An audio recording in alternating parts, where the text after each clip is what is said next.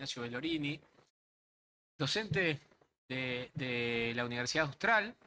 Eh, Hoy también trabaja en la agencia de inversiones de la provincia del Chubut, Ad Honorem, pero fundamentalmente es un abogado de la matrícula y especialista en compliance.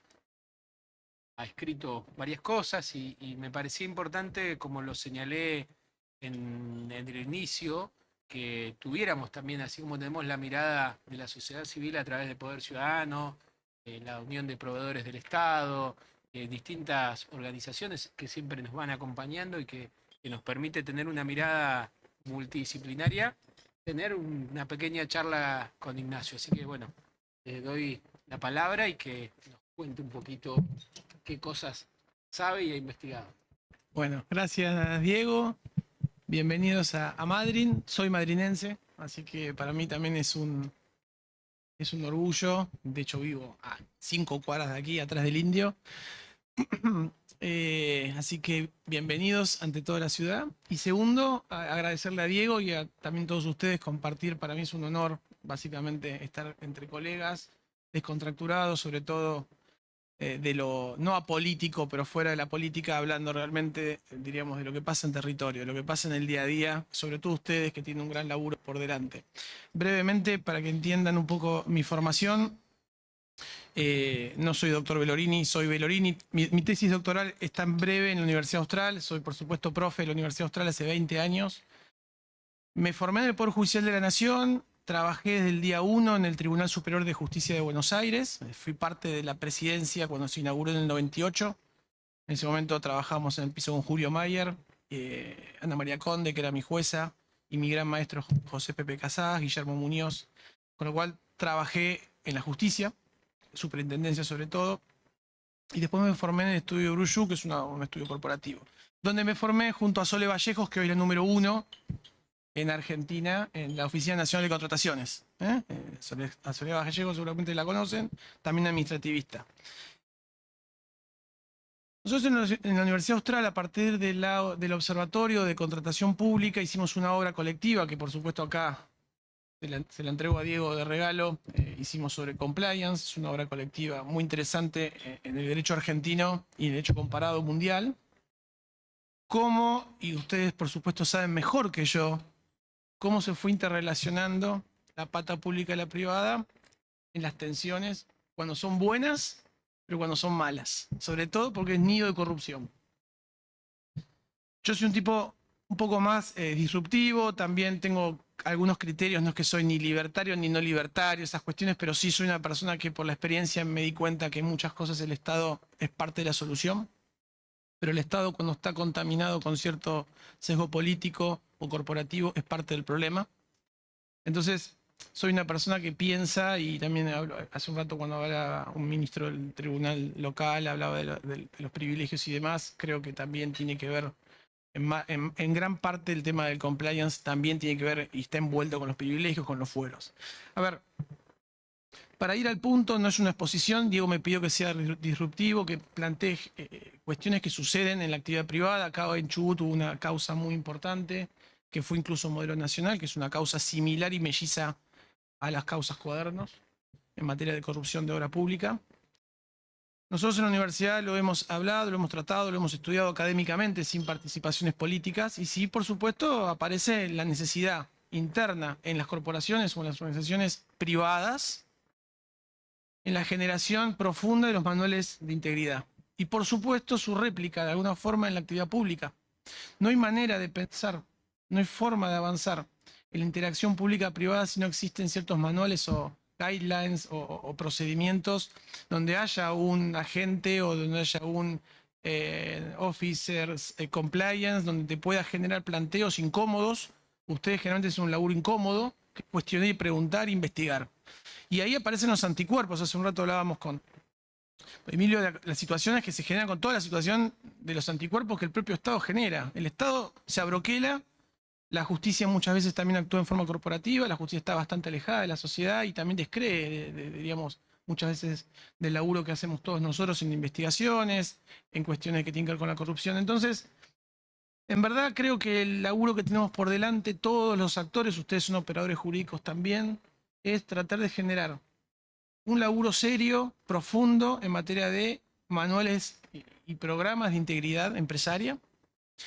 Ustedes conocen bien el decreto 1023 en materia de contrataciones públicas, ustedes conocen muy bien la ley 27401 en materia de, o el RITE, creo que hay un funcionarios bueno, acá están. A ver, ustedes son los primeros que reciben los manuales de integridad de la empresa.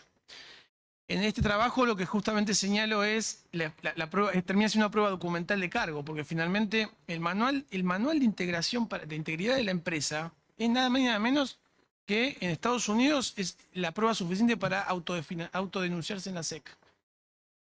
En Europa hubieron casos de corrupción gravísimos en materia de COVID, por ejemplo, en el monopolio del oxígeno, donde se descubrió lo que es la corrupción cuando interviene el Estado, de cuando las empresas operan corporativamente entre ellas y carterizan. Porque acá el fenómeno de la corrupción, que ustedes lo conocen muy bien, tenemos la pata de la corrupción, el es un tango que se baila a dos. Entonces tenemos la empresa que actúa sola, la empresa que actúa junto a otra empresa, la carterización de la obra pública en el caso, pero también actividades de recursos naturales, de explotación de recursos naturales. Ahora se cayó la hidrovía porque había una sola persona. Había cuestiones de hidrocarburos, cuestiones de pesca, se empiezan a carterizar y empiezan a trabajar como eslabones, lo que es, por ejemplo, el sindicato, la empresa, la cámara representante de la empresa, se carterizan y operan en las compulsas de precios. A la baja, por ejemplo, o cuando acompañan la obra pública, dice, vos acompañame, pero te bajás. Estamos hablando todo el mismo idioma, ¿correcto? Todos conocen estas cuestiones. ¿Y dónde se meten entonces ustedes a trabajar? En la complejidad de esta situación, porque del otro lado del Estado seguramente hay connivencia. ¿Dónde? En la confección de los pliegos, en los renglones. ¿Dónde hacer la obra para que le caiga a Diego, a Moro o tu nombre? Leopoldo. Es decir, bueno, entonces, ustedes bien conocen. ¿Y cómo hacemos para entonces para trabajar? Es muy complicado trabajarlo, pero hay que hacerlo a partir de la prevención. Ustedes tienen una cuestión persecutoria, tienen la cuestión represiva y del reproche penal junto con el Ministerio Público Fiscal, pero hay que trabajar en la cuestión de la prevención. Fundamental, en Europa es lo que está pasando en este momento, son todas las normas que tienen que ver con las observaciones de la OCDE. Todo lo que son los programas de contrataciones, la elección de los procedimientos, el acceso a la información. El acceso a la información es la piedra angular de la corrupción. No hay forma de atacar la corrupción si no es en el acceso a la información. El diseño de los pliegos, los renglones de los pliegos, la concurrencia de cada uno de los que acuden a la contratación pública. Porque la contratación pública hecha a molde de una sola persona es manifestación de corrupción. No significa que exista. No son los bolsones de dinero, pero sí las redirecciones. Porque al final lo que estamos hablando, y esto no es un tema político, pero tiene que ver con que si nosotros no trabajamos de esta forma, tratando de atentar contra la corrupción, estamos generando también que el contribuyente que dice que paga impuestos se termina pagando. Acá el final perjudicado es el usuario, vamos a decir, en la infraestructura, y quienes pagan los impuestos. Entonces, no me quiero extender mucho, pero sí es importante para que vean la trazabilidad, seguramente lo saben, pero por ejemplo ahora, Diego hacía mención a una agencia de inversiones que se creó en la provincia, tiene tan solo 1 mes y medio de creación legislativa donde expresamente dice, no puede haber funcionarios públicos, no puede haber políticos y los cargos son ad honorem expresamente gobernados por el derecho privado, por expertos privados. ¿Qué hace? Le manifiesta al gobernador intereses en materia de inversiones. Pero no puede haber este doble juego de la incompatibilidad, porque al final ese tango termina mal. Entonces, fíjense cómo para terminar estas situaciones de hipótesis que planteo, sobre todo en poner énfasis en los trabajos de manuales de integración. Creo que ustedes como oficinas y como organismos tienen que trabajar decididamente sobre los manuales preventivos en lo que es el público y el privado. Seguramente Leopoldo lo va a contar con mucha más especificación de lo que significa. Pero fíjense al punto de donde afecta la opacidad. Nosotros hoy, ustedes saben que trabajan sobre todo en el sector público, queremos a buscar un crédito público. Lo primero que te pregunta la OCDE es, ¿está Argentina o no está metida en la OCDE? La primera pregunta. La primera pregunta, yo tuve una reunión con un banco en Luxemburgo la semana pasada. Lo primero que te preguntan es, ¿usted está en la OCDE o no está en la OCDE? No, estamos en la OCDE. Listo, blacklist. Automáticamente estamos fuera del protocolo de transparencia. Cuando nosotros, y mi especialidad justamente el lavado de dinero y evasión fiscal, lavado de activos, lo primero que te dicen es, ¿en Argentina está asociado, como pasa en Europa, el delito antecedente, el consecuente y viceversa de la evasión fiscal y el lavado de dinero? Yo evado al fisco, me financio con el fisco y automáticamente ¿qué hago con ese dinero espurio? Lo meto formalmente en lavado de activos. Generalmente en Europa el gran porcentaje es en embarcaciones y en departamentos. Entonces, lo primero que tenemos que ver son las recomendaciones de la OCDE. Lo primero que hablan es de los manuales de integración o de integridad.